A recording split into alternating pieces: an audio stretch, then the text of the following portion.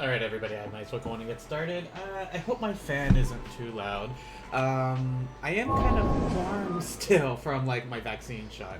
I'm using my blue light glasses also tonight, so it may, like, my face rig looks like he's angry, but I'm not.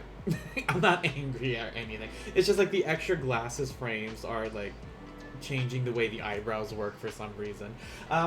So welcome in, minasan yokoso. Kyo, Rage Tiger. レイジトラだ今日は第3課を始まりましょう。We will be beginning chapter 3 today, as you can see. Before we do this, I was kind of hoping more people would come in for the first part of this lesson, but oh well. So, Asanonics, welcome. Some Coyote, welcome in, you guys. Today is, in fact, hold on. We're gonna put this here. So a few announcements before we begin with today's lesson, and I'm going to zoom in for this. For those of you just jumping in, and this is your first time joining us for a Japanese lesson, this is my Tiger Sensei Beginner's Japanese courses. You can find more resources by joining in on the Discord, ! Discord. Clicking that link will take you into the Discord, and it will take you first to the rules section.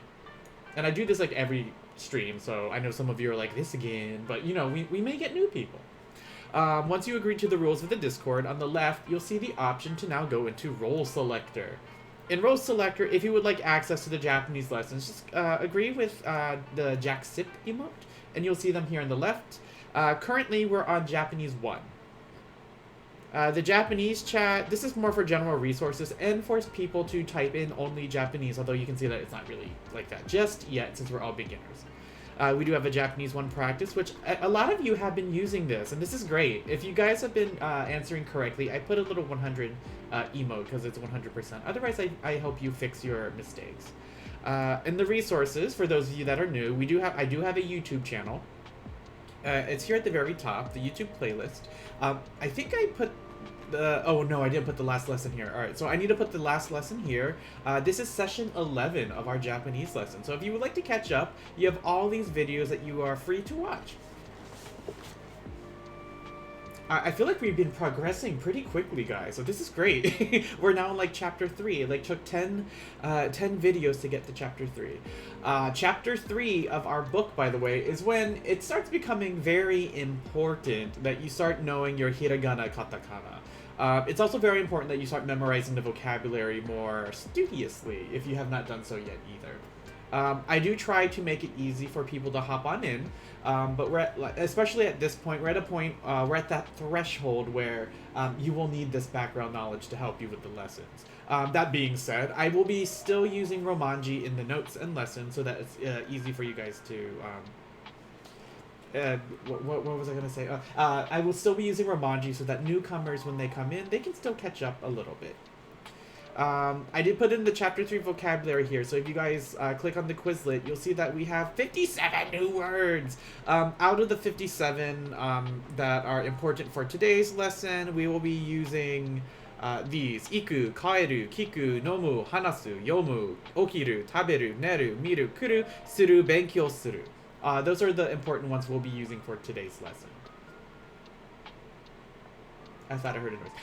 The current music is from, for those of you that know Vince Wolf, he's been, what's the word for this? He's been promoting the use of royalty-free music, and his 3 albums that he's been helping promote came out today, and so we are using them for our background music for our lessons. Can you guys hear the music? Yes, you can. Okay, that's good. Alright, but first things first, before we jump into the lesson, there is something I'd like for us to go over today. So for those of you that are here, say here.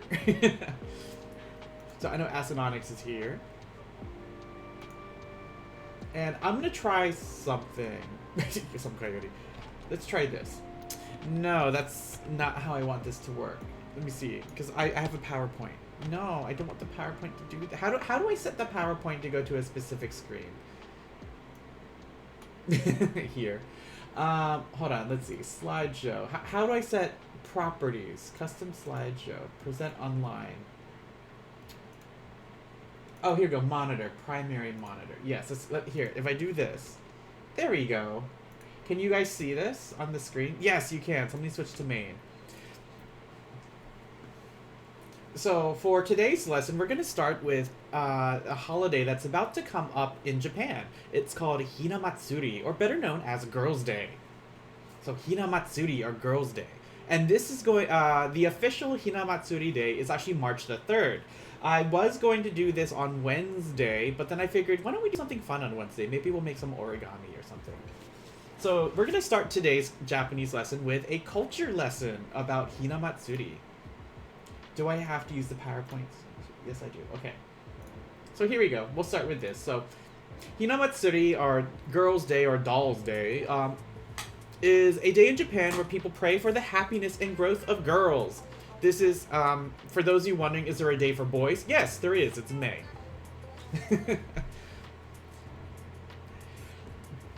Some of you may actually recognize these. For those of you that play Final Fantasy XIV, you should recognize some of the displays that they have available here. Now, Hinamatsuri, this holiday is in Sangatsu Mikka, or March the 3rd. It's celebrated by families that have daughters until they are adults. So this is celebrated for a while. It's a day for girls to take center stage. It's not as good as a birthday, but it can be really close. So look at her. She looks so happy. Actually, she looks kind of surprised. You guys can see the PowerPoint, yes? Just making sure before I progress any further.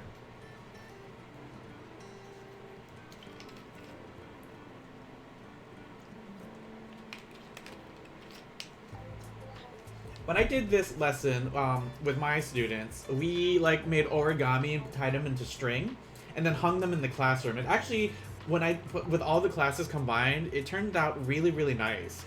So I'm thinking I may do an example. I'm not gonna do all that by myself. Holy shit! I may do an example of that on Wednesday. If you guys want to tag along, maybe find some origami paper or some square paper so that you can make some with us. Actually, hold on 1 second. Be right back, guys.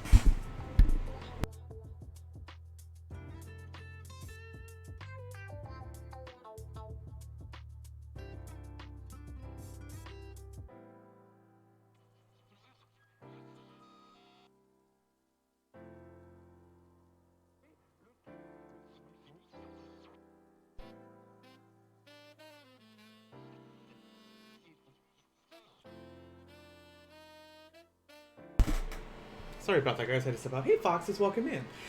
So yes, back to this. Hinamatsuri is a holiday in Japan. Nihon no Kyuke wa Sangatsu Mikka desu. It is on March the 3rd, which is this Wednesday. It's celebrated by families with daughters until the daughters are grown up. That's very vague. So it is celebrated until they leave the house, I think. Now, there are many ways to celebrate this holiday in Japan, but here are 8 for you to know to help you out. These are the 8 ways that you can look for to see how Hinamatsuri is celebrated. The first way is by peach blossoms. And I'm trying to minimize this. Here we go. By peach blossoms. Peach blossoms are often used as decoration during Hinamatsuri. So around this time of the year, especially in like Japanese hotels or maybe even businesses, you'll see that peach blossoms are used as a decoration. This is actually in preparation and in honor of Girls' Day, which is, like I said, on March the 3rd. This is usually because peach blossoms tend to bloom around this time of the year. If you, like I said, if you stay in traditional Japanese hotels, you will notice that these decorations are everywhere. I'm glad they used peach blossoms instead of pear blossoms, because pear blossoms, in my opinion, smell awful. I actually don't know what peach blossom smells like. I hope it's nice. Another way to celebrate Hinamatsuri is chirashi zushi. That's actually kind of hard to say. Chirashi zushi. It is a dish most associated with Hinamatsuri. God, it looks so delicious. It is a dish of vegetables, egg, raw fish, all atop a bed of sushi rice. It's very easy to make. Very popular with kids in Japan too. It's very colorful, very festive. And if you look at this image, I don't know if you can see my mouse. Here's the egg. I don't know how they make the egg look so nice, by the way. I personally, the egg tends to have like a hint of soy sauce and sugar in it though, so it's a bit sweeter than what you would expect. We have the roe, we have the whitefish, the salmon. I see the salmon and I want it. I don't know what this is. It looks like octopus. And this is tuna. But like, to celebrate Hinamatsuri, yeah, it looks amazing. I want to eat it. There is also chirashi zushi. You can actually find this in a lot of Japanese restaurants in the United States. Granted, it'll be more expensive. But if you buy, it's a very good time to buy this. This is not a poke bowl, by the way. This is chirashi zushi, which I guess is similar to a poke bowl may have origins from this. Next is wagashi. And wagashi are traditional Japanese desserts. They're often very colorful. Wagashi made for Hinamatsuri are often diamond shaped for girls too. Another is tricolored mochi called hishimochi. And I think mochi was talked about before. Sensei, gomenasai, konbanwa. It's okay. We're starting today's lesson by talking about Hinamatsuri, or Girls' Day, which is this Wednesday in Japan. Like, this I don't know how I feel about this candy. I don't know if it I mean, I guess it looks delicious, but at the same time, I don't know if I would like it. As for the mochi, I like the mochi too. I can't remember for certain, but I believe the colors represent something. Like, they represent spring. Like, green is the grass underneath the layer of snow, and then the pink are the cherry blossoms that are in bloom in the spring. I think that's what they represent. Who has had mochi before? Who has had mochi in here? Dare ga mochi o tabemashita ka? Who has eaten mochi before? Dare ga mochi o tabemashita ka?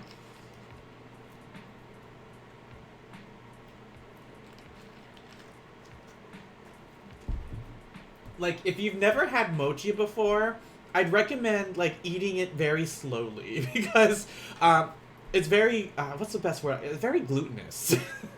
Like, if you take a bite, it will, if you, like, take one of these whole mochis in your mouth, it will, like, it's kind of sticky. So you'll have a hard time chewing it. It's like when you have too much bubble gum and you're like, oh shit, I made a mistake. I mean, it's delicious, but it like, take little by little. It's, like, this is just from experience kind of thing. Like, take little by little when you eat the mochi. Next is Tsurushi Bina, and this is actually what me and my class would make. On the instead of the little toys, we each would make origami, 1 or 2 pieces of origami, tie it to a string, and hang it into the classroom. And so this is how we decorated my classroom for the entire month of March. Tsurushi Bina are colorful decorations that are tied on a string. I wonder if I could hang some from my own ceiling, to be honest. It'd be kind of cool if I did like a live stream, and then behind me, all you see are like this. Are the decorations hanging from the ceiling. That'd be kind of cool. They are, like I said, they are often hung from the ceiling. Originated from Shizuoka Prefecture, but is very common all over Japan now. The decorations often include dolls and other cute things associated with the Hinamatsuri, and they're usually made out of silk. So these toys, even though I'm using paper origami when I make these, when they're made out of silk, these can be kind of expensive. I forgot what number we're on, but these are things used for Hinamatsuri. Here's another picture of the Tsurushi Bina. Like, look at this. Isn't this cool? Like, this Look, all these toys decorating. Oh, I forget what this is called. But this is like one of the what you see behind her. This I don't want to say altar, but there's like these decorations with all the dolls. These are usually what come to mind when you think of Girls' Day. For those of you playing Final Fantasy 14 or maybe even Final Fantasy 11, they have like decorations like this that you can use in your homes, in your FC homes and stuff like that. But like, I had my entire classroom decorated like this. I had, like, some students made 3-4 pieces of origami. We tied them to a string. And I had, like, at the time I had 5 classes. So all 5 classes combined doing this. The classroom looked amazing. Granted, I was later told it was a fire hazard, so I had to take them down, but whatever.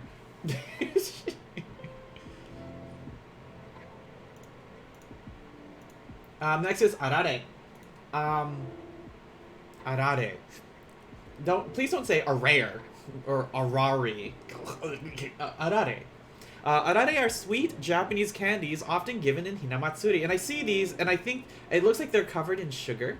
And it makes me think of rock candy, and I kind of want some now. Other candies are sold too, but often are small and fancy, and in light colors. So very pastel-like colored. I think this is like sugar candy, to be honest. Other than that, I don't know how else. Like, I think that sometimes these are sold in like a box or something. I think one of my students brought some in when we were doing our Hinamatsuri event. The next one is Hina Nagashi, or doll floating. So historically, the dolls are put on boats in rivers throughout Japan and sent out to sea each year. It was believed any potential bad luck and disease could be transferred to the dolls in a spiritual ritual. Eventually, this was deemed wasteful, and people started keeping the dolls and carefully packing them each year. This, by the way, this is where you get some Fatal Frame shit. Okay. Like, during Hinamatsuri, the original, it was expected that you could put all your bad luck and misfortune and transfer them onto the dolls, put them on a boat, and then sail them out to sea so that they would never come back.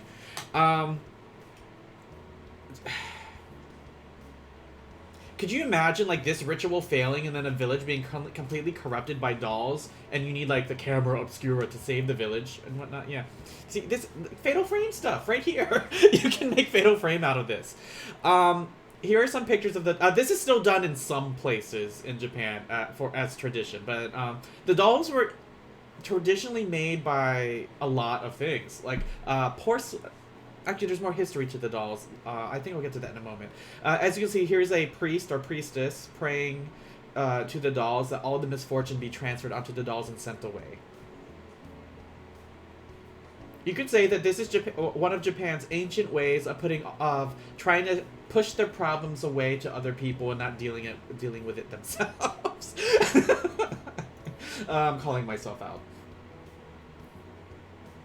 And of course, you can't have the doll festival without the dolls. Generally believed to be good luck for girls in the family for them to have dolls. These are laid out sometime in February, so like most families may have had these dolls set up in their homes already. But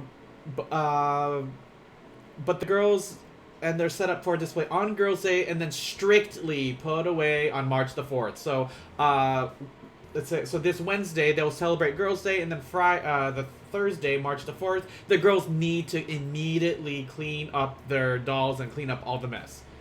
If they don't do that, it was originally believed to be bad luck if the girls are not able to completely clean up the decorations on the next day. This will it was believed to lead to a late marriage. Granted, nowadays we wouldn't think that this is a bad thing, but back then in Japan, and actually in some areas now, this is still a very, very big issue.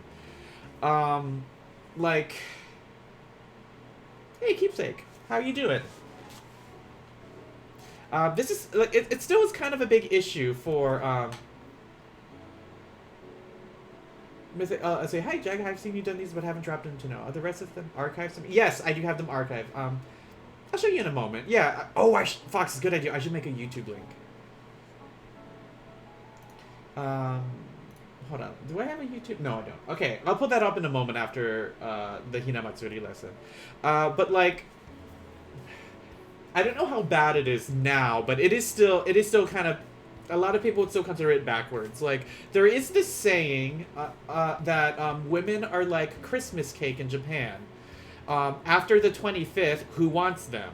And that's a horrible, horrible thing to say about women. Like, it's horrible kind of thing. So, like, the belief that women should be married early and just stay at home and raise a family, I personally have not heard if that mindset has changed much. But, like, for that phrase to still exist in Japan today, it's still kind of showing. And I think Kitsuneko kind of brought it up, like, women have the choice of staying single and working at a job, or having a family and staying at home the entire time, kind of thing.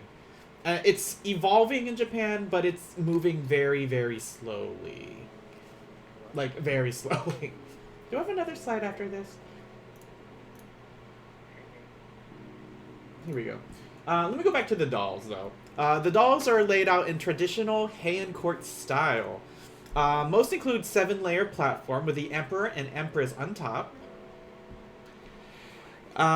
with their court below. Nowadays, only the emperor and empress are used, because these dolls are expensive, by the way. Like, these dolls, the doll set would probably be the most expensive thing a daughter may own until her first kimono, and that first kimono would be her wedding kimono. Nowadays, smaller sets are used for modern apartments. So, like, if you see, like, these are very intricately made. These are made very fancy. I think they still use porcelain now. Traditionally, hold on, not this. Traditionally, hold on. Like, traditionally, what was I gonna say? Yeah, traditionally the dolls were made out of, like, corn husk or something. They were made out of plant material, and only the rich families had the dolls. And so, whenever the girls' day would come up, they would wish the bad luck onto the dolls and then toss them in the river, saying that the bad luck would go away. But the truth of the matter is, the dolls would float to the nearby villages, and then the poor children would pick up the dolls and play with them, kind of thing. So they just, like, passed their bad luck to someone else. Eventually, it got to the point where, because they thought this was wasteful, they would start making these very fancy dolls, and like I said earlier, they would just put them away each year. In some places, there's not really much to do in regards to, like, shrines, but there are a few locations you can go to for Hinamatsuri. This is an example. This is a Tomisaki Shrine Hinamatsuri. They display thousands of dolls on their stairway, all the way up. Like, I don't know how you could even, like, walk up this kind of thing. But this is displayed on a shrine, and you can, like, view this.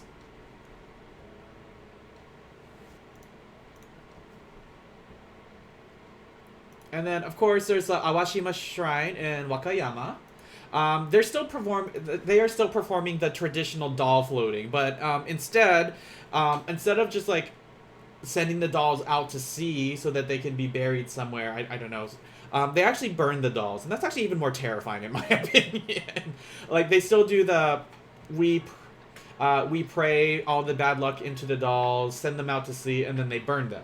Like I said, this can be, like, serious Fatal Frame lore right here, kind of thing. Haunting dolls on army, but still very interesting.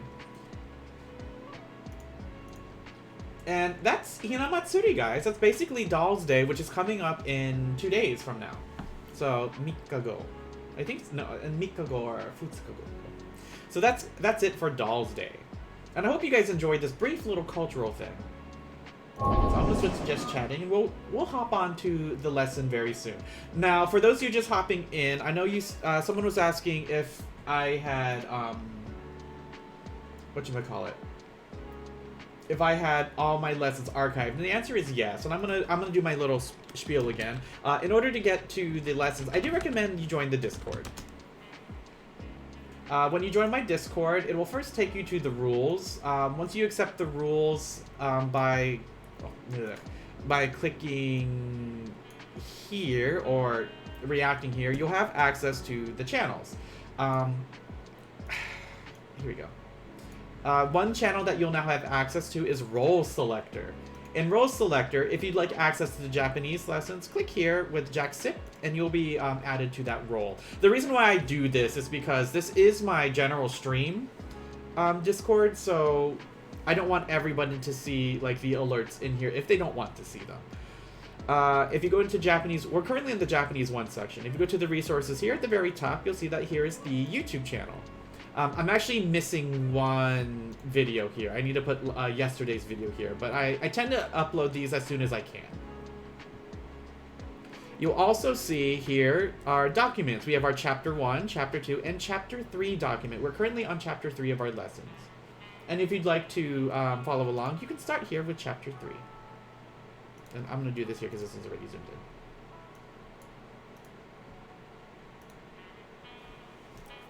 in. Thank you, Jesse, for the hydrate. I will do that now.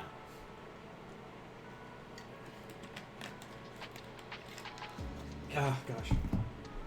I am feeling a lot better than what I was feeling earlier, though. I'm happy about that. Like, after the lesson yesterday, I got, like, a super big fever. So I was like, oh no, I need to sleep. So I slept at, like, 8 o'clock. As soon as I finished streamed, I watched a little bit of Rick the Husky playing his Mario Kart. And then I just passed out. And then I slept the entire night. This morning, I just felt hungover. And I'm feeling slightly better now. So I'm still a little bit feverish. Still thirsty. But we'll see how that goes. Alright, so as we begin, I said so earlier, but I'll say it again for those who just came in later. Valerie, glad you feel better. I hope it continues to get better. I hope so too. I'm a little worried about my second vaccine though. If it hit me this hard this time, they say the second one hits you the hardest. Oh man. I'm glad I'm doing that during spring break. So I'll have time to rest. But yes, the important thing for Chapter 3, for those of you that are not comfortable with hiragana katakana, this is the part where you kind of need to be. Because I'm doing this online, I will still be using Romanji, but we're at the point where try to do your best in learning hiragana katakana, and try your best at memorizing it. The best I can give you guys is in the Discord, look at the Chapter 1, Chapter 2 resources for the flashcards for hiragana and katakana. I personally still struggle with katakana. But hiragana, like, if things are not in hiragana and sometimes not in kanji, it feels weird for me at this point. Chapter 3 is also where we begin learning kanji. So let's start here. I'll add my table in. I will paint it blue because this is the blue unit. And I'll call this Chapter 3 Kanji. And I'll put these here in the table also, but when it comes to kanji, I do want to do stroke order with everybody. So if you've been following along and took my recommendation of using Duolingo might be good for learning hiragana and katakana now too. Oh, cool. Foxes, maybe put that in the Japanese resource or Japanese chat. I'll try to link that or something. For those of you that have been following my recommended resources, if you've been taking notes also, hiragana and katakana come from regional differences, right? Or is there a different cause? I mean, hiragana is more for the sounds in Japanese. Both of them are a morphemic alphabet, which means that each character represents a sound in Japanese. However, they're both used heavily in modern Japanese also. Hiragana for Japanese words and katakana for borrowed or foreign words. That's not just English words like aisukrimu. They use it for other words like pan for bread, which is from many different countries, not English. For those of you that have been following the recommended resources, you should have had like maybe 2 journals. One for notes. Here, if I put this here, like from Discord. 2 composite notebooks. One for grammar notes and practice, and one for kana and kanji practice. This begins where I recommend you start using that second journal for kana and kanji practice. The easiest way to learn kanji is to just write it over and over and over and over and over again. as well as start using it in your own sentences, or also trying to read them. Honestly, I don't know a better way in the beginning, but like just writing them over and over. It sounds so rote and boring, but it is actually still a tried and true way. So I'm going to open up my iPad first, and we're going to go over the kanji for chapter 3 before we go into the main lesson. So let me open up my reflector. Reflector 3. Yes, repetition is your friend. Repetition is your friend. Especially if your friend is nearby and he wants some repetition with you. I mean what?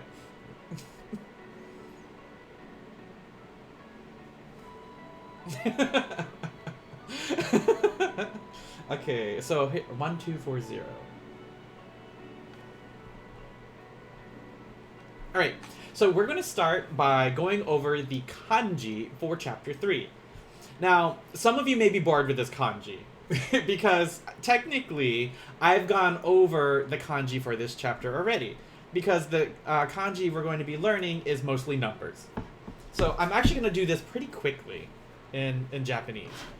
So the kanji for this chapter, our first one is going to be ichi. If I can get my pen to work. So our first one, ichi. And I'm doing this mostly so that you guys can see stroke order. Ichi. Ichi. And this means 1. Now, most of these, I may be going through these very quickly, and I apologize for those of you that are new. It's mostly because I've already gone over numbers 1 through 10 with everybody, but there are some new kanji here that will be new, that I will slow down on. Notice that when I wrote ichi, I'm not writing it like a straight left or right line. That's actually considered strange in Japanese also. Notice that mine is kind of curved. That's actually kind of normal, especially when using an actual brush. Our next kanji, ni. Ni. This is 2. I wonder... Okay, so they do that. Now, as a heads up, there tend to be multiple ways of saying some of the kanji, but for the sake of for us beginning, I'll only teach you the ways that we're going to be using these first. Please be aware that 2 can sometimes be like futa kind of thing, and that's what I mean. Like futatsu, futsuka. Even though I'm teaching you one way, be aware that other ways may exist in Japanese. Our next one, ich, ni, san. San, and this is 3.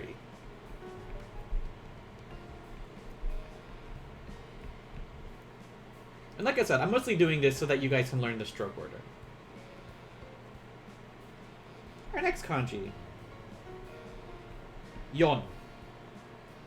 Yon. Or known as she. This is an example of one where I will tell you both. So she or yon. Because we learned both ways for this, and this is 4. So these are the kanji. Ich, ni, san, shi, or yon. And later on, when we start learning more kanji, I'll try to teach you guys the difference with the sounds in regards to onyomi and kunyomi. I still have a struggle with that a little bit. The next one, go. Ich, ni, san, shi. That is ugly. I'm going to do that again. Ich, ni, san, shi. There we go. That's better. Go.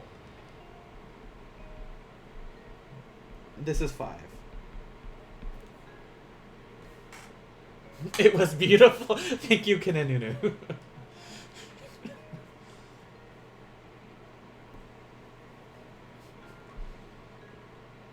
Then we have Roku. Ich, ni, san, shi. Roku. Like Avatar Roku. This is 6. Then our next one, nana. Nana. Ich, ni.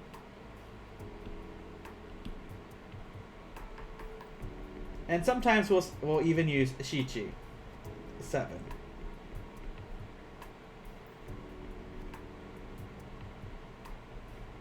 I know that's tiny, I apologize. Nana, shichi. Then we have hachi. For 8.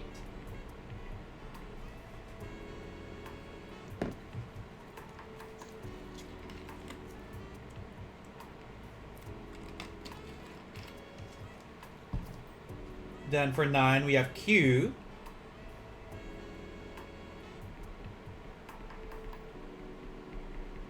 Q for 9.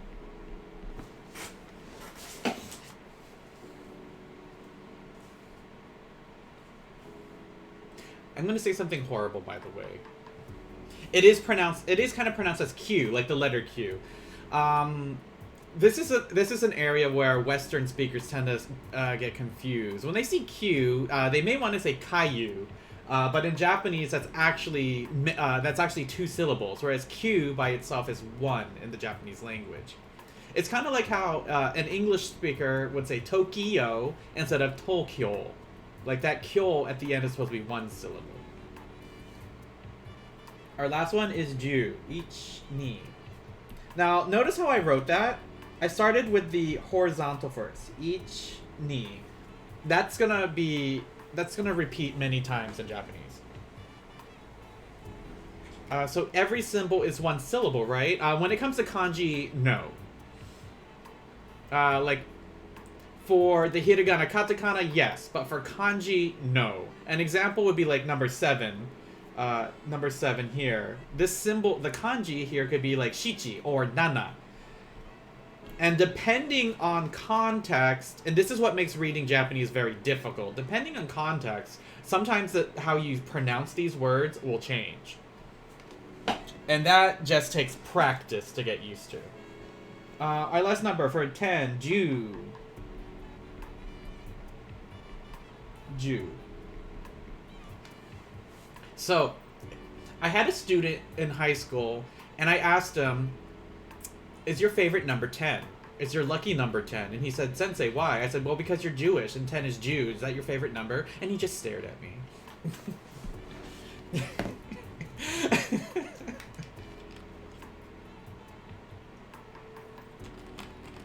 So these are the first 10 kanji I taught you guys, but there is more kanji to learn for this chapter, and this is where I'm going to slow down. Our next one, and I didn't teach you guys this one before, is hyaku. Hyaku means 100. Hyaku. So to write hyaku, it's going to be ichi, ni, san, shi. Notice that is 1 stroke when I do that line. Go. Is it 2 or is it 3? It is 2. Go. Roku. This is hyaku. And because this is a new one, I am writing it larger. I'll do it again. Ich, ni, san, shi, go, roku. Again, remember that this is 1 stroke right here when we write this. This is hyaku.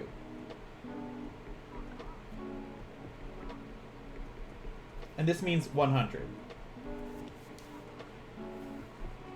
Right here again, the HYA. This is another example where this is still 1 syllable in Japanese. It's hya versus haya. If you said hayaku, that's actually a different word. That means quickly or hurry up.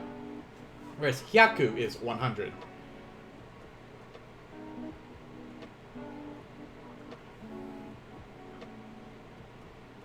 Hyaku.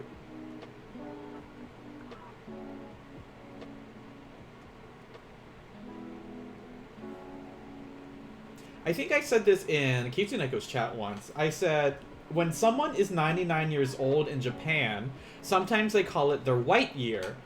And the reason why they call it that is that the kanji right here, this one that I just erased, this one here is the color white in Japanese. But when they get to 100, you add ichi and it becomes 100. So when someone is 99 years old, they say you are on your white year. And I think that's kind of a cool thing that they did.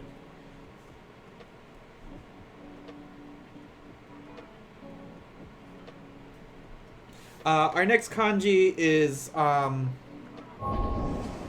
sen. Chill Raccoon Tea, welcome in. It is very punny too. Welcome to the Tiger's Den. Our next one, sen. Ichi. Ni. San. One more time. Ichi. Ni. San. And this is sen. Hold on. I don't know why I wrote it in katakana. Oh, even they put it in katakana. Sen. Who remembers? What is sen? What is sen? Konbanwa, Jackson, and everyone else. Rick Coyote, welcome in. Kitsune Rogue, welcome in.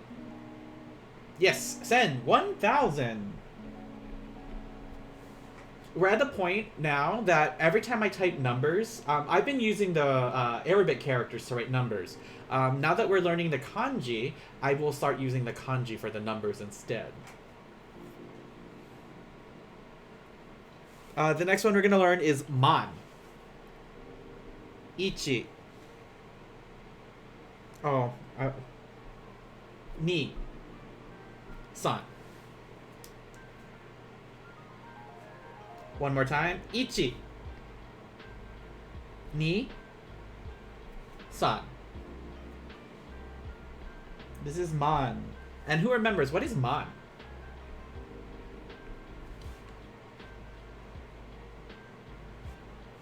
$10,000, that's correct.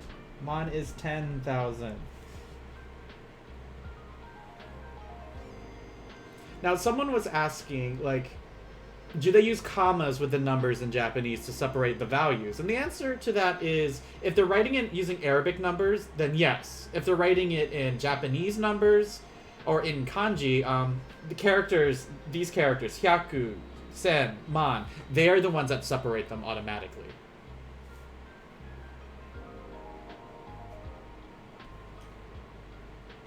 Also, through a brief time, I did in Duolingo, so it's interesting to both know and not know what you're talking about. It's certainly a learning opportunity. Our next one, our next kanji will be yen, or as it's pronounced in Japanese, en. So, each. And remember, this one's going to be one stroke. So, each, ni, san, yon. Doggy, make up your mind. You want to be inside or out? One more time. Each. Ni. San. Yon. And this is en. Or yen.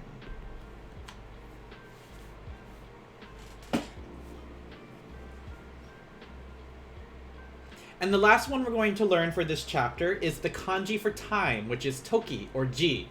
Now, most of my students were like, kanji's easy, until we got to this one. So for this one, this is going to be the hardest one that we're going to learn together today. It'll be ich, ni. Kitsune Rogue, thank you for the tier 1 subscription. Well, I hope you enjoy those tiger emotes. So ich, ni, san, shi, go, roku, nana, hachi, kyu, ju. 3 months in advance? Is there 3 months in there?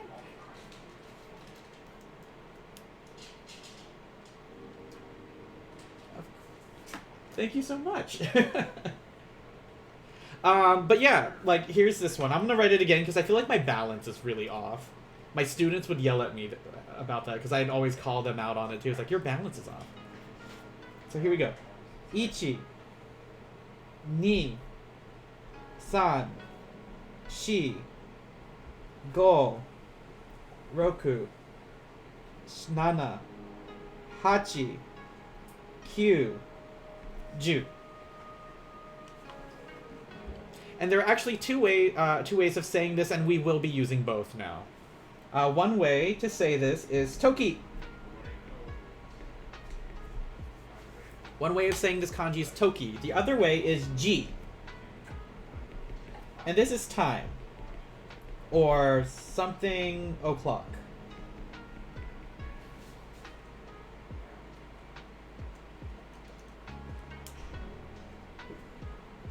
It's made up of 1 through 10. I'm not sure on that one. I just count the strokes when I do this.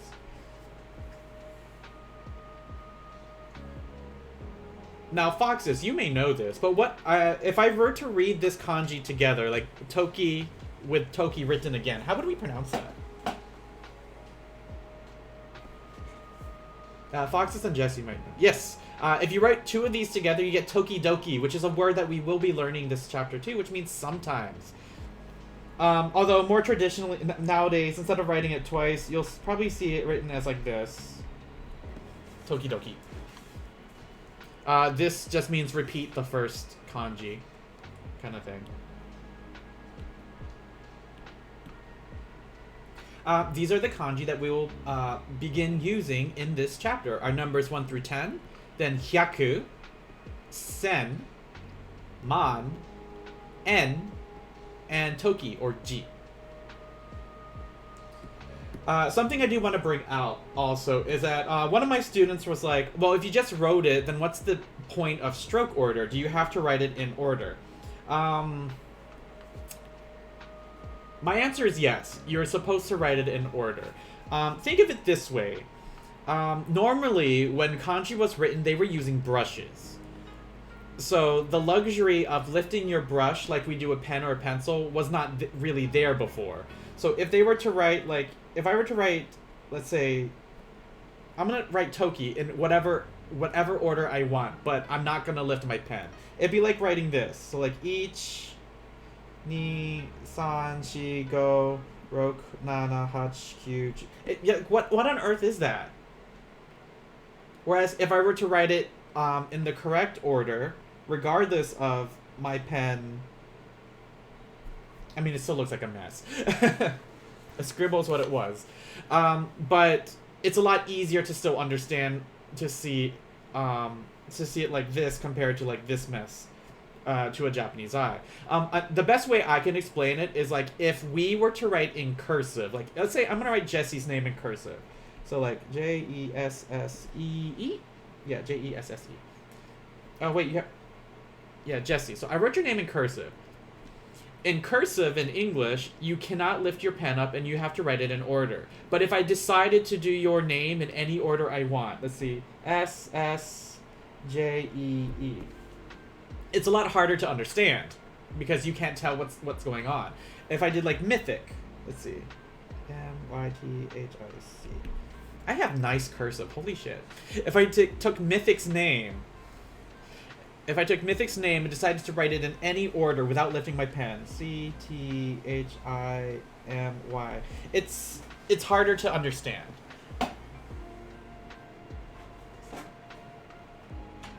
And that's actually the best way I can explain stroke order in katakana, or stroke order in kanji. The second Jesse looked pretty cool. Let me try this again. Like S-J-S-E. I don't know. It's a mess. Nowadays, we just use cursive to like. What is it? We just use cursive to write our signatures. No one writes in cursive anymore. But that's the best way I can explain the importance of stroke order in Japanese. So that's the kanji. We will go into the important part of our lesson next. Any questions in regard to kanji?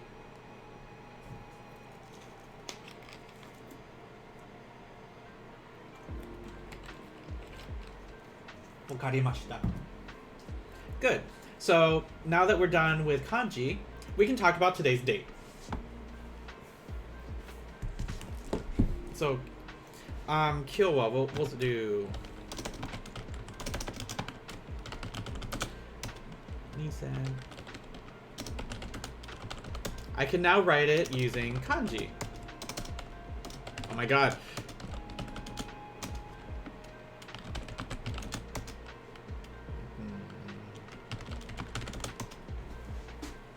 Now, there are a few symbols here we haven't learned yet, but you should... Where's my iPad cover? You should recognize some of them at this point.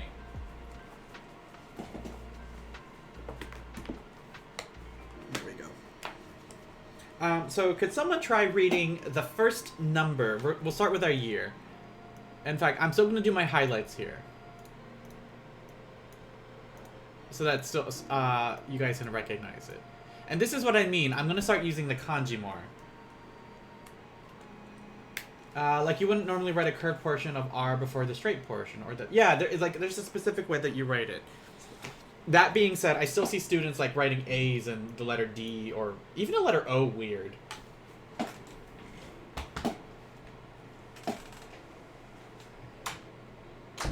Alright, so for today's date, how do we say the year? How are we going to say the year? Yes, it is 2021. But how would we say it? There we go. Nisan nijuichi. Nisan. 2021. Ne. What's our number for the month?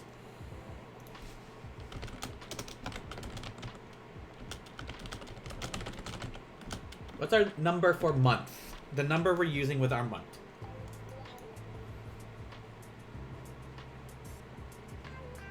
Because it's not February anymore, guys. Sangatsu, correct. Sangatsu, it is March. And this is where counting in Japanese is a little obnoxious. For the first day, you would think it's ichinichi. It's not. In Japanese, the first 10 days are fun. So for the first day of a month, it's going to be suitachi. And we'll go over that counter on another day. Yes, suitachi. So we already went over kanji, and the first grammar point we're going to go over is verb conjugation. And this is important, so I'm going to label this as a title.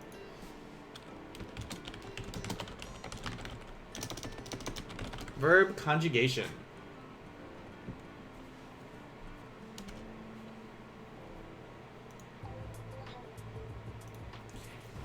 Now this word here, when people see this word for the first time, they're like, what on earth is conjugation? And the thing is, especially for our English speakers, you've been doing this automatically. If you speak Spanish, you do it automatically. It's basically how you change a verb to match who or what you're talking about. And in Japanese, there are quite a few ways of doing this, but we're only going to focus on present tense for now. So for this part of our Japanese learning, we are only focused on present and technically future tense. Tense for now. We will learn past tense later, probably next chapter. The reason why I put future tense is because there is no future tense in Japanese. They use the present tense still when talking about the future. In English, when we talk about future tense, we add the word will. Whereas in Japanese, I would say like, ashita sushi o tabemasu. Tomorrow I will eat sushi. But in Japanese, this is going to be the same. Ashita sushi o tabemasu. There's no change to the verb. There may be a time reference, but other than that, there's no change to the verb.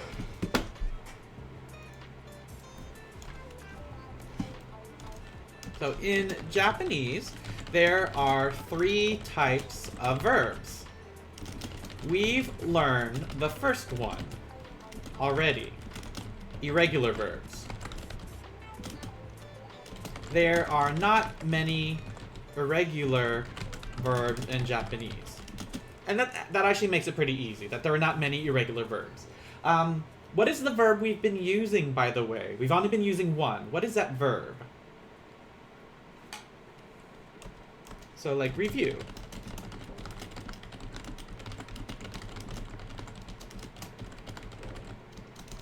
What is that first verb we've been using? How? Like, yes, it's just des. The answer is des. That is correct. And this is an irregular verb because it doesn't follow any specific rules. And I will be teaching you those verbs in a moment, or those rules in a moment.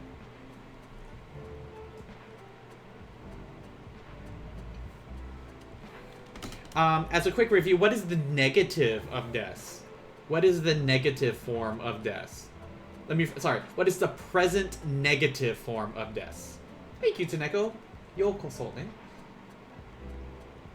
What is the present negative form of des?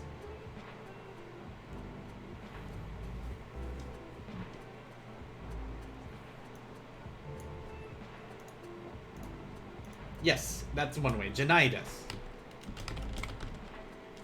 So des or janai des.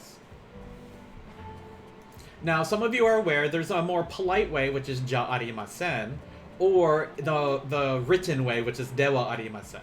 But for the sake of this class, we're going to try to focus on just using janai des. We're now talking about... why is it still highlighted? Kitsu Sensei, yokoso ne.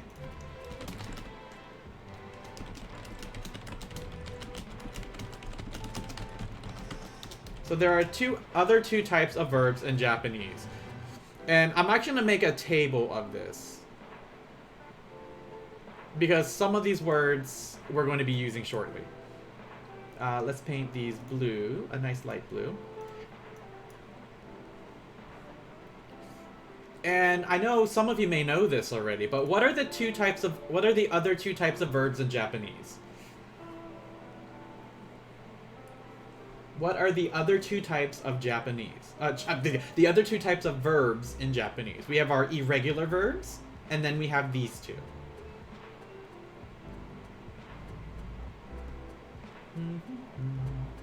Ru is one, our ru verbs. What is our other type?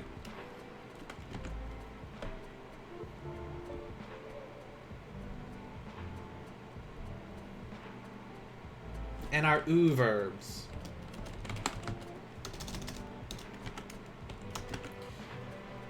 So we have ru verbs and u verbs. And I'm going to use our vocabulary. Actually, I'm going to put it here. And I'm going to type in the verbs that we're going to practice with today. Let's see. Hold on. I want to center all of these two. So, for example, why are you not centered? Why are you not centered? There we go. Okay. So, first one, iku. Kaeru.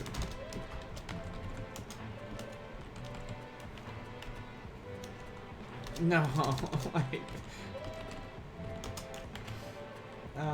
Kiku. Nomu.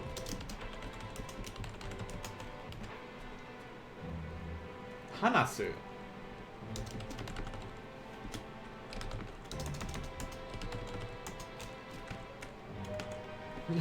Different kaeru.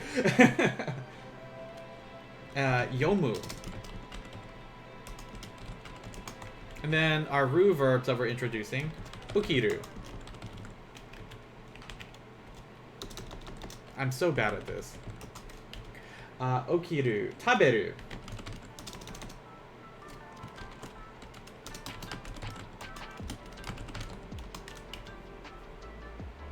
Neru. Oh, sorry. Miru. Neru.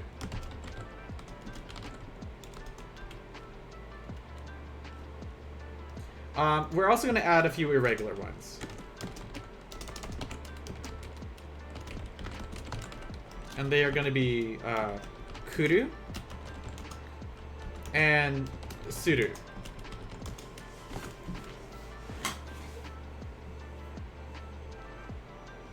And eventually, benkyou suru.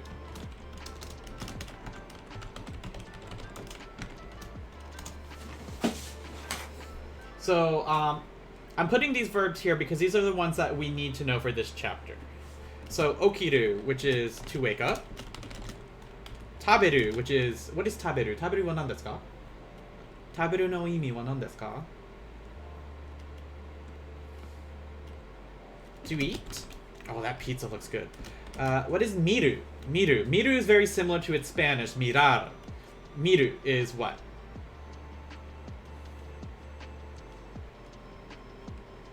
This is kind of a review.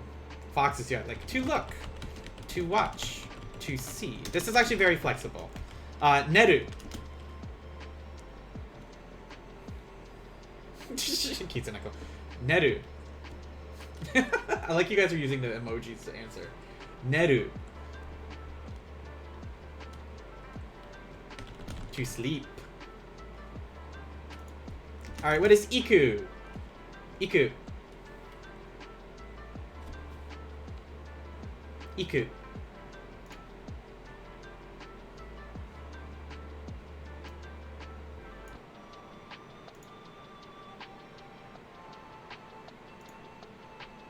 Now, some of you are like seeing iku, and you may be thinking like, hold on.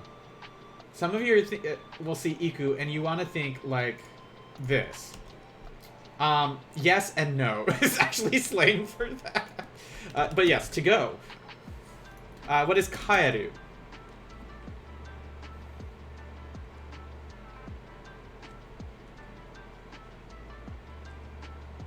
Asonox Lord. Kaeru. Not the frog. Kaeru.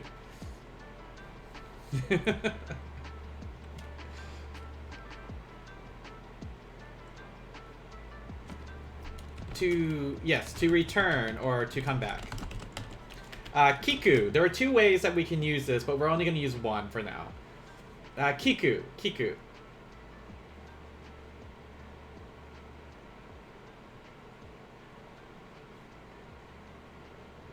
To listen. We'll be using the ask version later. Nomu. Nomu, very similar to taberu, which is to eat. Nomu would be what? Which I will do that now. I will nomu. Ocha nomimasu.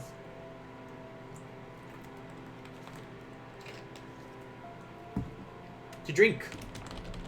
Followed by hanasu. Hanasu.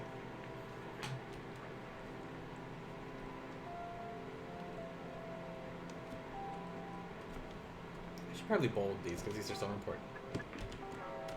I forget, is kiku the one that means like only for sounds to literally enter your ears? I mean, I do know that there's two different kanji for them. I've only used the kanji you've typed in first. Hanasu is to speak. And then our last one, yomu. Yomu. And this one, we haven't really talked about yomu much. To read, yes. To read. Now, you see that we have the ru verbs. For those of you in here, why do you think these are called ru verbs? And I'll give you a hint. I'm going to highlight them. Why are these ru verbs? Why are these called ru verbs? Yes, they all end in ru, and you can see that here. And these are called u verbs because even they have the sound u at the end, but usually preceded by a different consonant.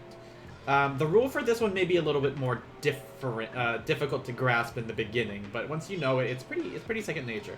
The difficult one here is actually going to be kaeru, because even though it ends with a ru, this is still an u verb. One of the questions I would normally get is, how can you tell the difference between a verb that's actually a ru or an u verb? At this point, just memorization, but the fake ru verbs. There will come a point where it just seems natural.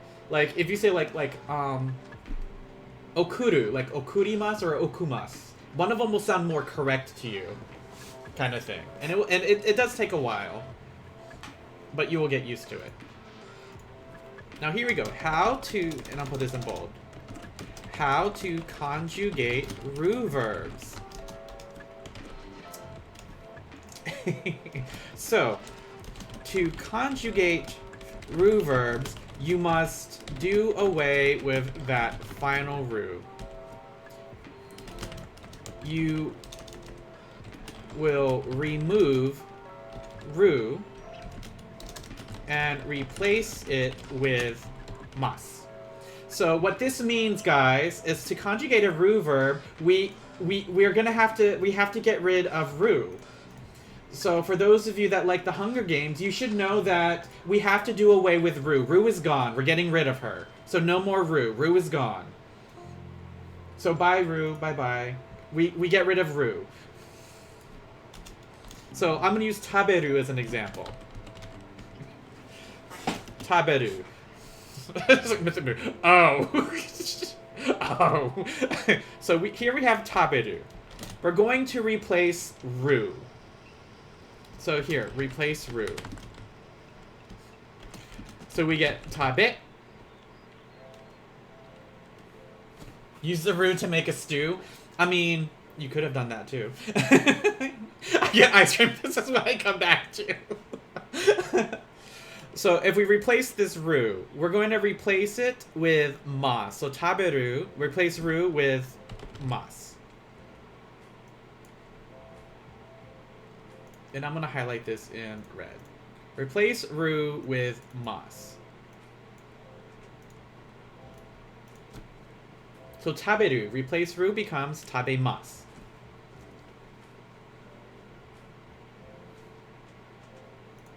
And I'm actually going to add an extra step here. Tabe. Then add mas.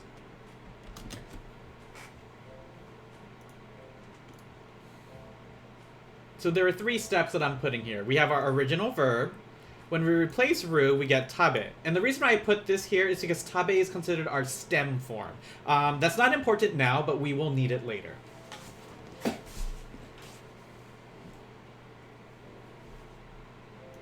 Try this one. Let's try okiru. Don't forget. Replace Ru. What does that give us? When we replace Ru, what is our stem? What do we get?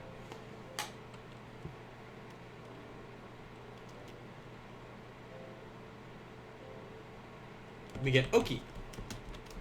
Then when we add mas, we get what? Oki mas. That is correct. Oki mas.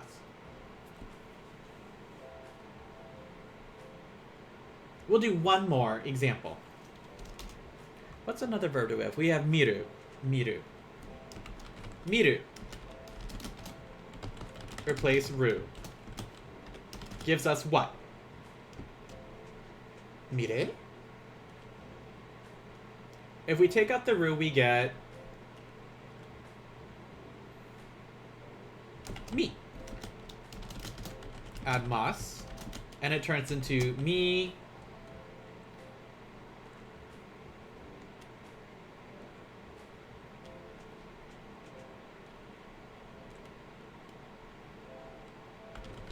Mimas.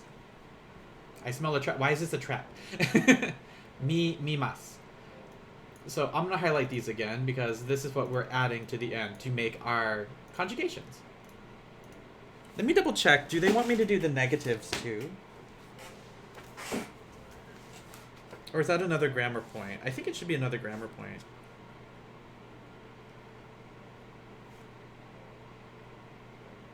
Oh no, they do want me to do the negatives. Okay.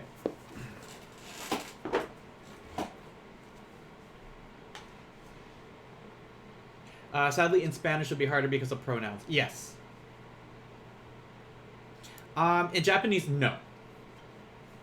There is no reliance on pronouns for conjugation. But there is a change in that when hold on. But there are 2 ways. There are multiple ways of saying these verbs. Taberu could be short form. Tabemasu could be considered long form.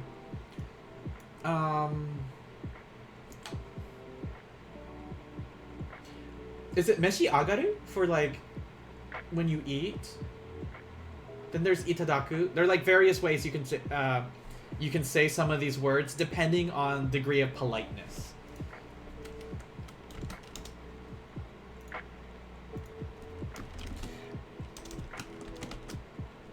If conjugating these in the negative instead of mas, you use masen. Yes, itadaku for itadakimasu. I humbly accept or eat this meal. and kitsuneko, is it if someone else is like if I were humbly eating something, it would be o sushi o itadakimasu. But if like I was saying someone important to me higher up, someone else was eating, I could say like o sushi o meshi ga arimasu or something. There's like a different way of saying it. So here we go. So teberu replace ru. We still get tabe. Actually, I'm not gonna do this. Taberu. To make taberu negative.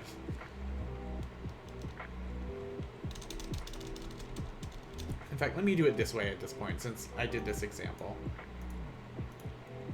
Hold on. Table verb, positive, negative. There we go.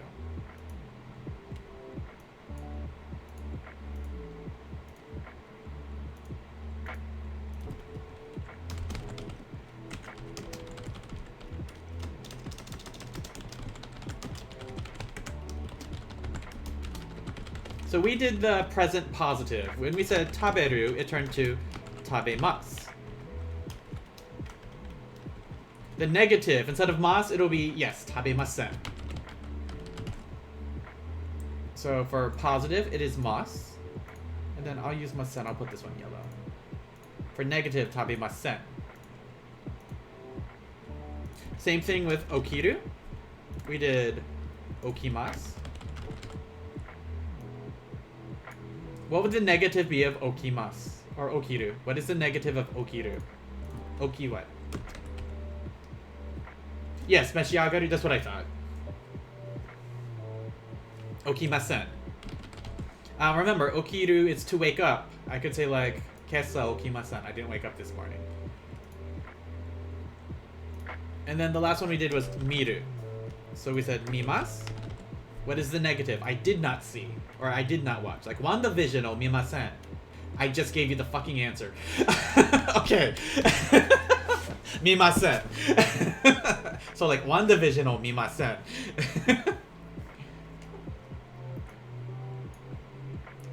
Alright, so this is when we use, how we do ru verbs. This is actually kind of killing me. So, taberu. Okiru. Miru.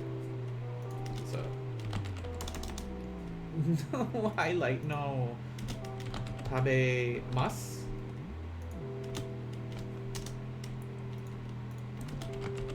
Tabemasen. Then same thing for here. Okimasu. And then here, I hate that I have to do this each time. Okimasen.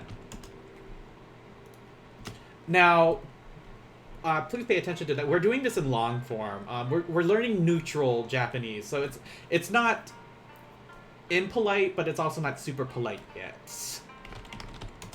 Mimasu, and then of course mimasen. I said no highlight. Mimasen. Our next one is how to conjugate verbs. Now this one's where it's a little bit more tricky. To conjugate verbs, replace that final u. Keep the previous consonant.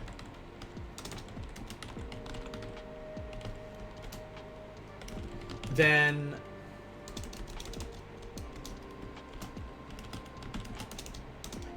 and add imasu.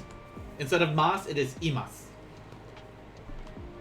And I'm going to show you an example of what I mean. I'm going to use, what's our first one? Iku for to go. Iku. Iku. Replace final u. That will give us ik. This means nothing, by the way.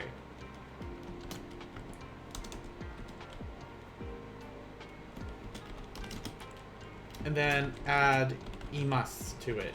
So we get ik, imasu, ikimasu.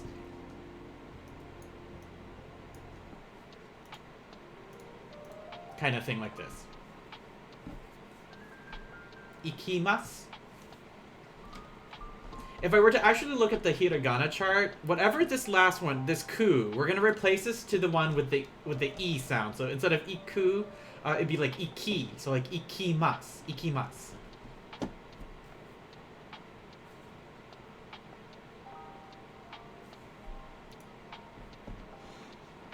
And like Kitsuneko, that may be the better way of doing it.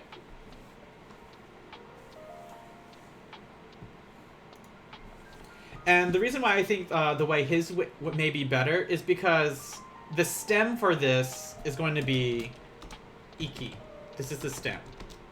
And it's a lot easier to know that later on. So this is like the easy way to doing it. Please be aware that you are reverting the last u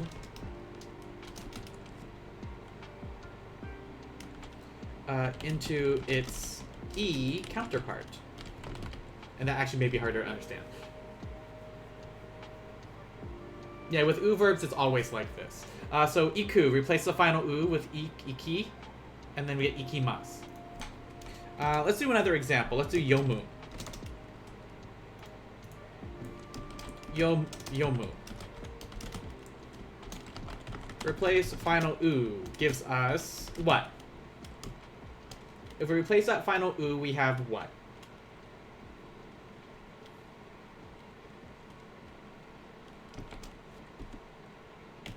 Yom. And then we add the imas, would give us yo mimas.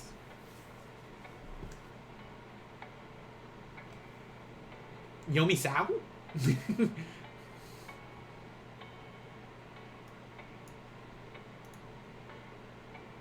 Yomimasu.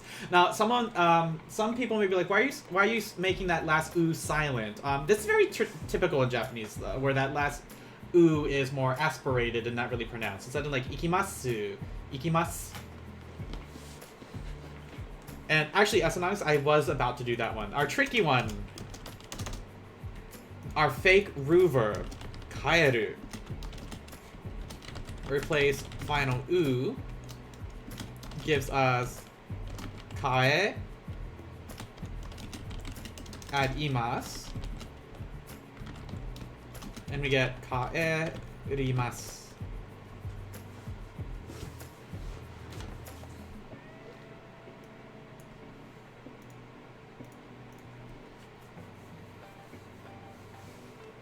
That's why instead of saying amaterasu, they may sometimes say amaterasu kind of thing, kaerimasu. Like this. Likewise, these highlights, I hate them. Remind me to highlight at the end then. When conjugating these into the negative, use, instead of imas, we use imasen. And I'll highlight this one in yellow.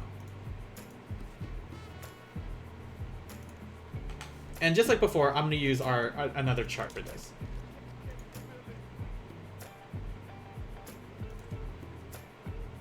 One, two, three. I made too many. Delete row. You're right. I'll have to highlight that in a moment.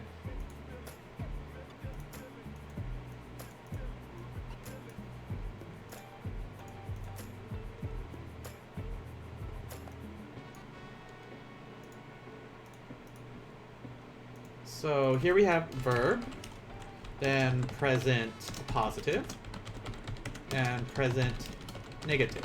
So I'm going to start with iku again. Iku, for to go.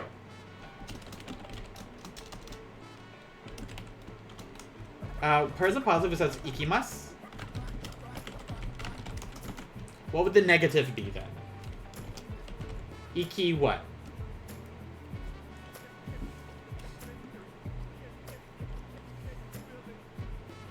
Ikimasen. Ikimasen. Then we had yomu, which is to read. We said yomimasu. What is to not read? What would to not read be then? Yomi what?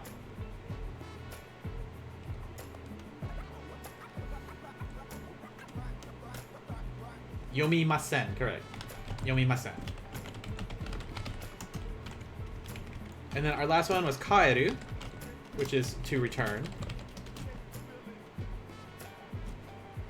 1 second, hold on.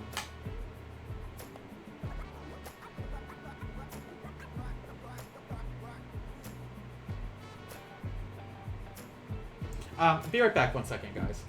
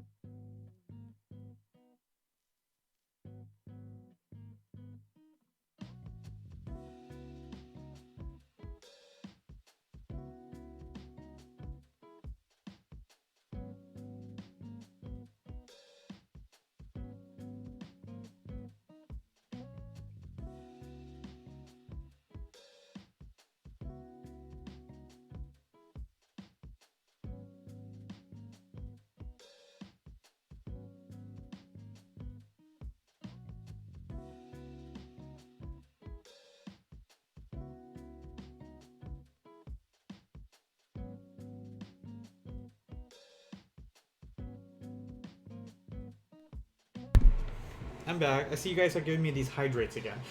Sorry about that. I had to talk about dinner. Let's hydrate real quick.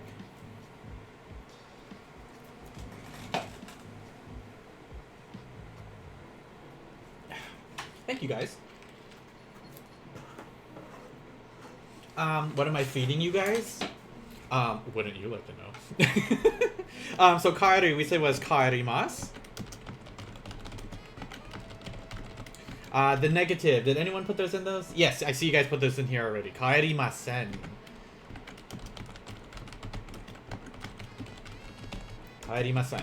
And now I will highlight these because this is the smart thing to do, so I don't have to worry about it bothering me when I type more. So kaerimasu, kaeri, and then like ikimasen, imasen. Hold on, I didn't highlight everything. There we go. Any questions on conjugating these? I see one. Do positive and negative refer to emotion or something else? I'll do example sentences then in a moment so that I can better explain that.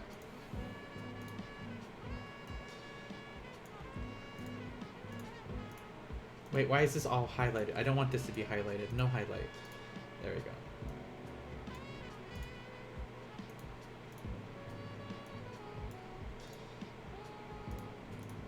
No, that was the wrong thing. There we go. Okay. So, to answer Mystic Moon's question, I could say, like, I go to the convenience store. In which case, I could say, watashi wa? Hold on. Which would be, watashi wa konbini ni ikimasu. I go to the convenience store. Watashi wa konbini. We learned konbini last chapter for convenience store. Konbini ni ikimasu. Watashi wa konbini ni ikimasu. If I wanted to say I do not go to the convenience store, this is where I would use the negative, because I am not going, kind of thing. in which case the sentence structure is going to be exactly the same. Watashi wa konbini ni, and instead of saying ikimasu, it'd be ikimasen for the negative.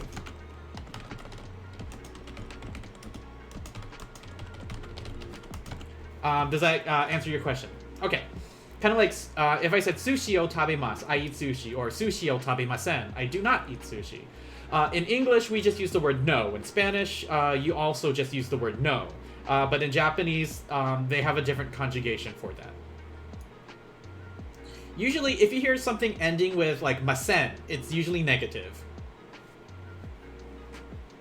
Usually.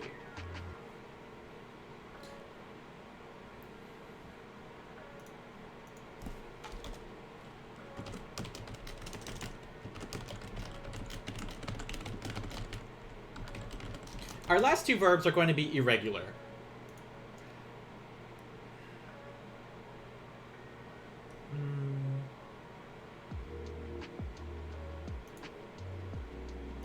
And I'll just put them in a chart here because they have specific rules for them.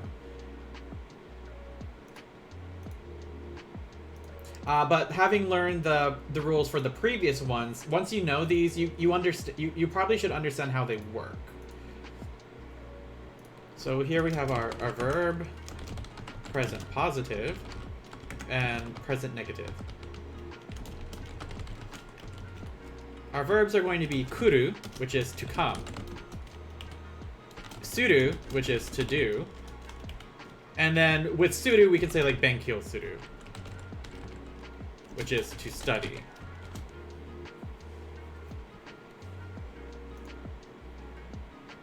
Now, if we were to follow these rules, you would think that this was a ru verb, or potentially an u verb, but they don't follow the rules at the top that the other verbs do.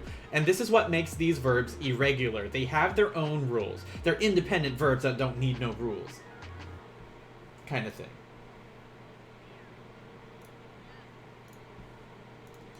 So for present positive for kuru, we would say like kimasu instead.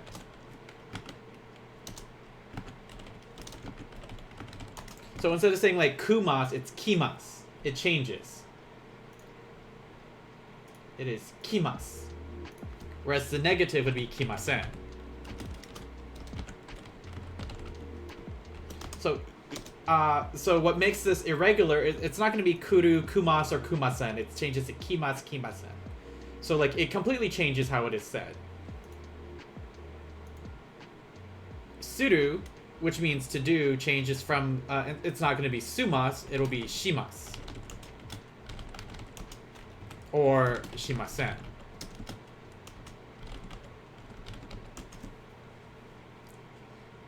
So there's more changes to these verbs than the other rules, or than the other ones. So they have their own set of rules.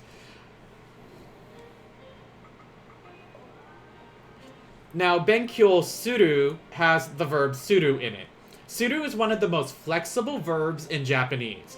You can literally put any word in front of it and you would make a verb. If I said like tennis and add suru, to do tennis, tennis suru, I just made the verb to play tennis. Tennis shimasu, I play tennis. Tennis shimasen, I don't play tennis.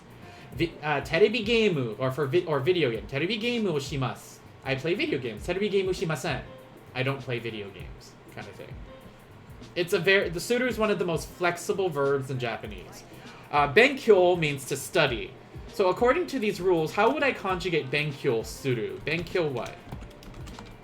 Benkyou what?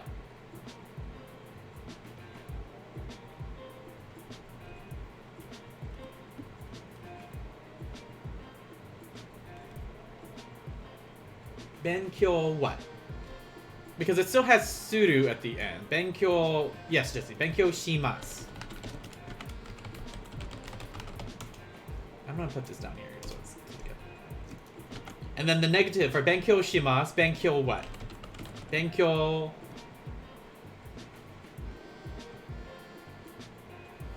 For the negative, benkyou shimasen. Yeah, video games is terebi geimu. Yes, terebi geimu for video games. Negative benkyou shimasen. I'm so used to seeing some of these words in kanji that writing them in romanji is throwing me off. And even in hiragana, it's throwing me off. Benkyou shimasu. Now, I gave you example sentences here, but we're not ready to write sentences yet in Japanese with these verbs. Is video game more modern? I mean, I understand that more. Video game. Terebi game.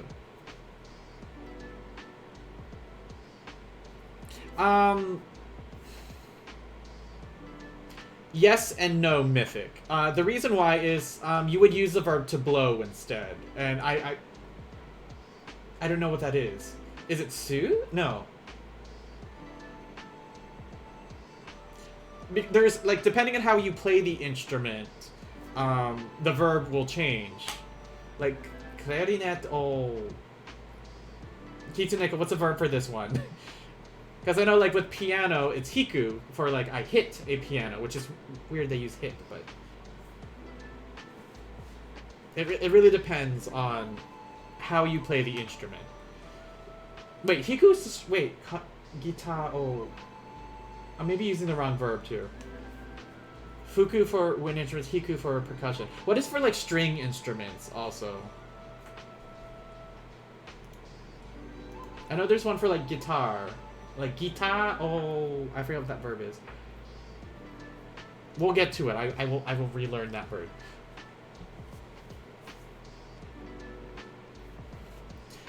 But, like, as I was trying to say before I forgot what I was going to say, our practice for the next hiku for... Yeah, it is hiku for string also. Okay. Now that we know how to conjugate verbs, you are actually not yet ready to make sentences with these verbs yet. And the reason is something called particles! Yay, more Japanese particles. And I'm gonna give you an example.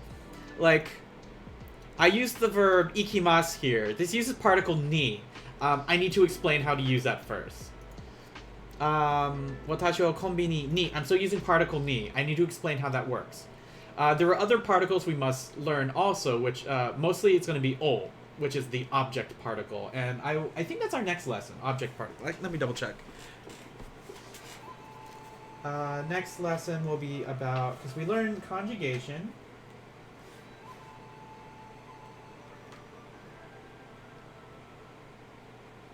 We learned present and... Yes, we're going to learn a little bit about future tense, and then we will go over particles so that we can start making sentences. Any questions on verb conjugation in Japanese?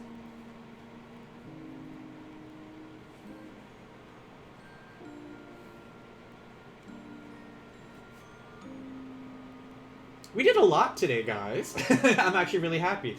So for today's lesson, we learned a little bit about Hinamatsuri, which is Girls' Day, or the Dolls Festival. That will be this Wednesday. Maybe we'll do a little bit of origami that day. We talked about our verbs in Japanese, as well as the kanji we will start using in this chapter. The biggest kanji will probably be ji, or toki. What are the 3 types of verbs that exist in Japanese? What are the... and I'm going to hide this. In chat, what are the 3 types of verbs that exist in Japanese?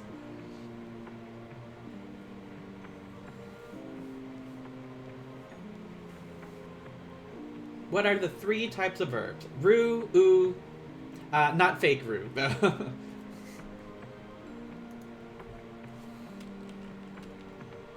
Where do you guys learn fake ru?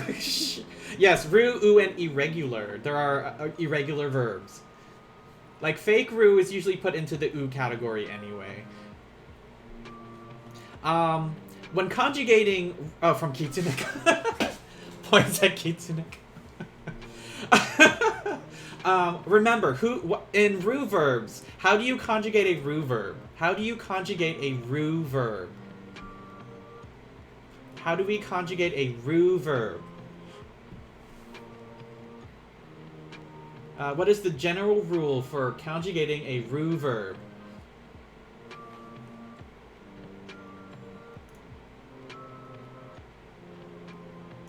Remember, in a ru verb, when conjugating them, who do we get rid of in a ru verb? Who do we get rid of in a ru verb? Who who doesn't exist? Yes, we drop ru, she's gone, and replace it with mas. Very good. We remove the ru, replace it with mas. What about u verbs? What about u? How do we conjugate our u verbs? We stab her through. That's horrible.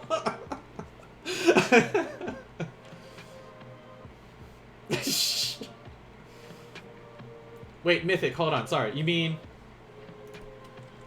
we... You mean this?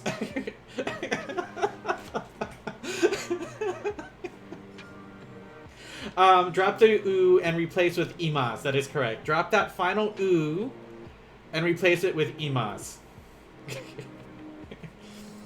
Yeah, Kitsuneko, did you not see that from before? For ru verbs, we get rid of ru and replace it with mas. We get rid of ru, replace it with mas. All right, so that's our ketchup, and mustard for tonight. Don't forget, we have 3 irregular verbs. Kuru, suru, and basically benkyo suru is irregular. Who is this mas anyway? The character from the IT crowd? I don't know. Benkyo suru technically it uses suru, but we're putting it here in irregular because it does exist there. Remember, for kuru, it is kimas, kimasen. Suru is shimas, shimasen. Instead of sumas or kumas. These are irregular. They have their own different sets of rules. Eventually, you'll find out that iku, when we get to te form, is also irregular. I don't have to watch the archive lessons to catch up. I want to learn Japanese and also ASO, so this is really a good opportunity for me. Yes, we did a lot of foundations. Basically, it's mod, but it sounds good. Alright, thank you guys for coming in. This is going to be the end of today's lesson. Kitsuneko, are you streaming tonight? So I might as well just raid my class into your class.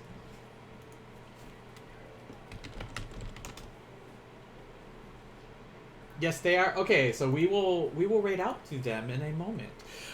For those of you that are just coming in, as a reminder, if you would like to catch up with our Japanese lessons, Discord, to join into the Discord. Remember, once you accept the rules of the Discord, go to Role Selector, accept the Japanese role, and it will open up the Japanese section for you. We're currently with the Japanese 1 resources, and I may separate these later on. So for Japanese 1 resources, don't forget the YouTube channel's here at the very top. We are currently learning Chapter 3. From what it seems like, the hardest part of Chapter 2 was numbers, and it will probably be numbers for a very long time, kind of thing. But now we have the kanji for numbers, so yay, kanji and numbers. Alright, let me go on and get the raid message ready.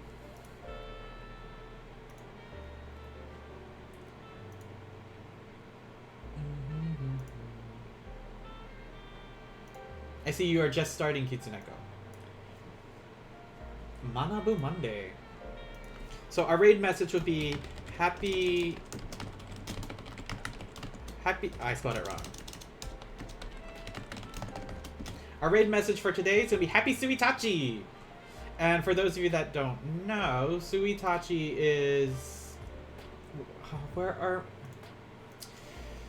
I can't find my own... Here we go, okay. Suitachi means the first of the month. So happy Suitachi. This will be our raid message.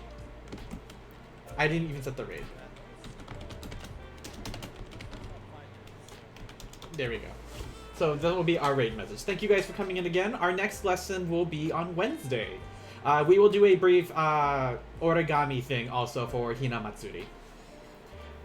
Tomorrow will also be weekly reset for my raid group. I may play some Final Fantasy VIII tomorrow if you're interested in joining in for that as well. Again, thank you guys for coming in, and I will catch you all later. Bye-bye!